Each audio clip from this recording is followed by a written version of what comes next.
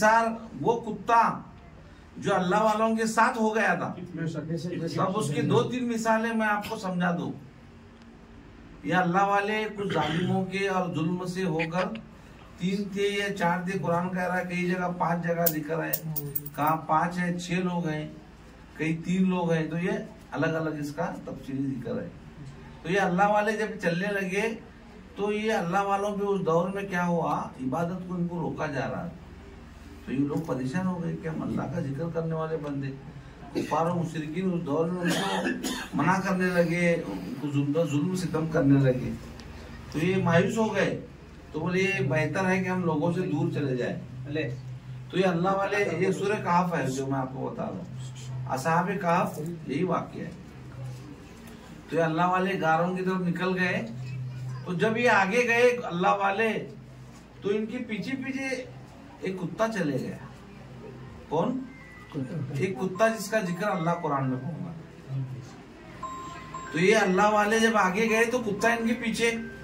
तो अल्लाह वाले देखिए हम तो आगे जा रहे हैं लेकिन हमारे पीछे कुत्ता भी है, ये क्या बात है। तो अल्लाह वाले आगे, कुत्ता पीछे।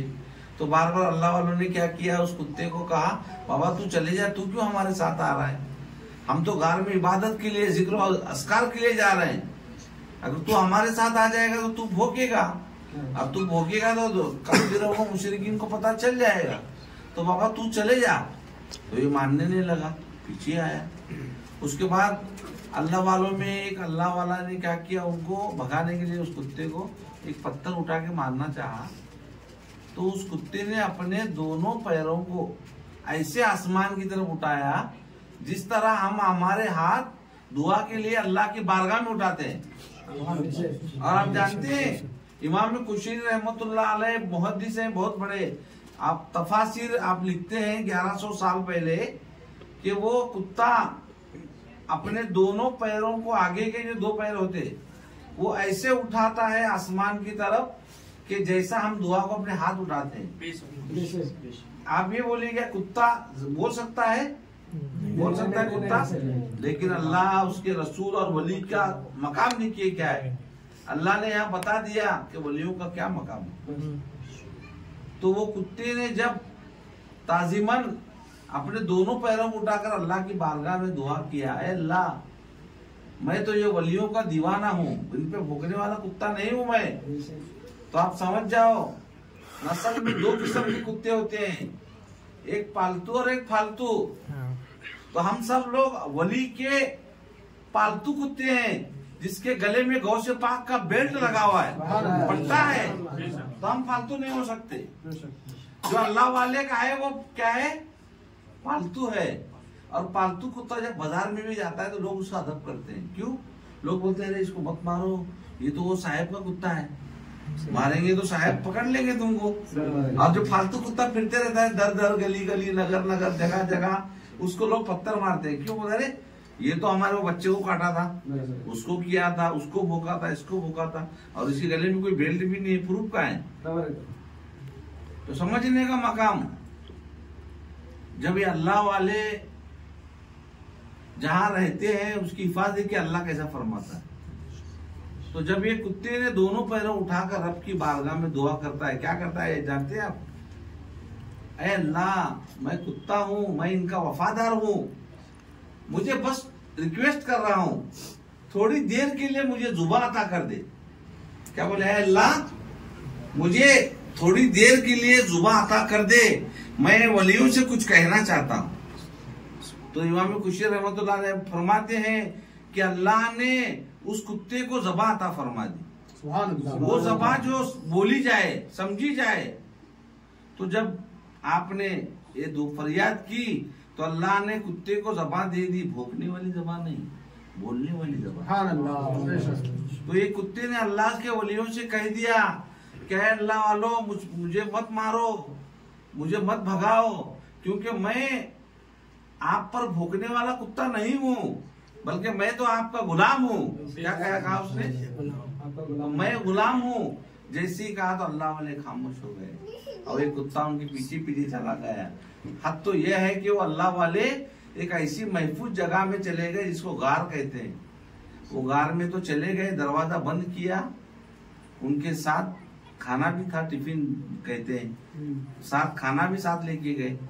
उसके बाद वो अल्लाह वाले गार में सो गए। वहां कितने साल सोए? 300 साल तक सोते रहे। कितने साल? 300 साल। अब दूसरी मिसाल मैं आपको आप समझाने के लिए बता देता हूँ। मकसद क्या है वो देखिए।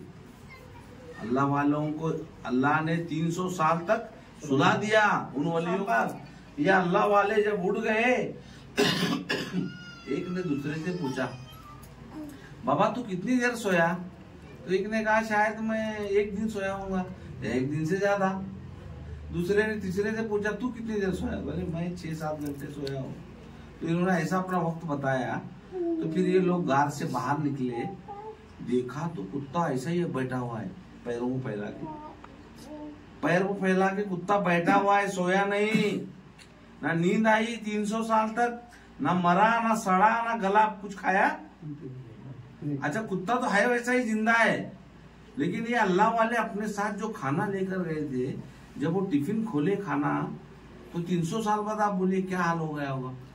हम 1 दिन टिफिन लेके गए तो सुबह का लेके गए, तो अगर बच गया तो हम रात में नहीं खाते, सड़ जाता है, डब्बा सड़ जाएगा आपका खाना जो भी रहे। तो ये 300 साल बाद जब डब्बा खुला इनका, उसमें से धुआं आने लगा और खाना ऐसा लग रहा है कि अभी बनाया हुआ है, गरम गरम था।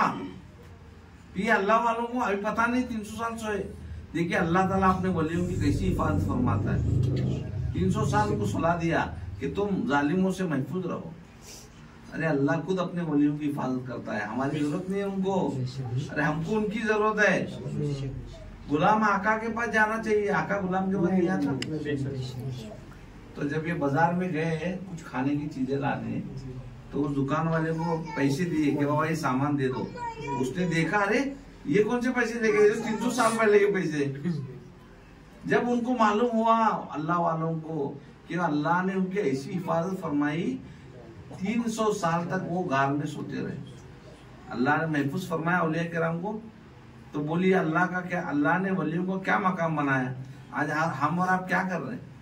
आज क्या हम अल्लाह वालों से जुड़े हुए हैं? अल्लाह वालों से जुड़ने की जरूरत है, हमको उनकी जरूरत है, उनको हमारी जरूरत नहीं है। अब मैं बताना ये चाह रहा हूँ, एक कुत्ता जो है वफादारी का उसका ये आलम है। अच्छा मैं आपको और दूसरी बात बताना चाह रहा हूँ। समझो जावेद भाई की किसी बच्ची की शादी है और शादी फिक्स करने हम 5-6 लोग मिलके गए। तो जावेद भाई के घर में कुत्ता भी था, उसको पकड़ के हम लेके गए। तो वो आने वाला मेहमान हम जाके बैठे करे, वो लोग बोले अरे हजरत आप कितने लोग आए? तो आप बोले जावेद भाई आए, उनका लड़का आया, उनके चाचा आया, भतीजा आया और उनके साथ एक कुत्ता भी है। आप ऐसा बोलेंगे? आप बोलेंगे जावेद भाई आए, उनके भाई आए, उनके अब्बा है, फला है, लेकिन आप उस कुत्ते का नाम लेते आपके साथ? तो आप बोलिए आप बड़े हैं अल्लाह बड़ा है? आप बड़े हैं अल्लाह बड़ा है? अल्लाह रब्बुल इज्जत होकर उन वलियों के साथ कुत्ते का शुमार करता है और हम हमारे साथ कुत्ते को शुमार नहीं कर रहे हैं। नारे तकबीर, नारे रिसालत, 5 नारे पढ़ करके ये कैसी मिसाल है देखिए आप। अल्लाह इतना बड़ा होकर कुत्तों का जिक्र फरमा रहा है वली के साथ। तो कहा कि वो वली मेरा दोस्त है और वो मेरे दोस्त के साथ जुड़ गया है। तो मैं बताना ये चाह रहा हूँ सामनेवाड़ी के लोगों को एक मैसेज मेरा कि हम लोग अल्लाह के वली की मोहब्बत में जमा है, अल्लाह के वली की मोहब्बत में जमा है। किसी का वक्त जाया नहीं होगा, एक लम्हे की इबादत में शुमार हो जाएगा। और वो कुत्ता भी जन्नती होगा। हाँ, वो कुत्ता जो था जन्नत में चला गया, जन्नती हो गया। तो मैं बोल रहा हूँ एक सोच आई मेरे दिल में, अरे बाबा वो कुत्ता जो है जानवर होकर वो जन्नत में जा रहा है, तो हम तो वलियों के गुलाम हैं, अशरफुल मखलूकात हैं हम लोग, सरकार की उम्मत है। तो हमारा मकाम क्या होगा अगर हम शमना करेंगे, मीरा करेंगे, गौ से पाक करेंगे, तो हमारा मकाम क्या होगा? तो ये समझो, ये जो समझ गया पा गया। मैं समझता हूँ आप 2 घंटे से जो इंतजार कर रहे थे वो बारगाह में मकबूल हो गए हैं आप। जहाँ तक जमीन वहां तक अमीन। हजरत आला बुरहानुद्दीन जानम आप फरमाते हैं कि मेरे बच्चे को लोगों ने रुसवा किया तो मैंने अपने बच्चे को अंदर बुलाकर अपने कब्र के सामने खिलाफत से नवाजा। कब्र के अंदर बुलाया आपने और बच्चे को खिलाफत से नवाजे। और बच्चा जब बाहर निकला गुंबद से बाहर तो पूरे लिबास के साथ निकला।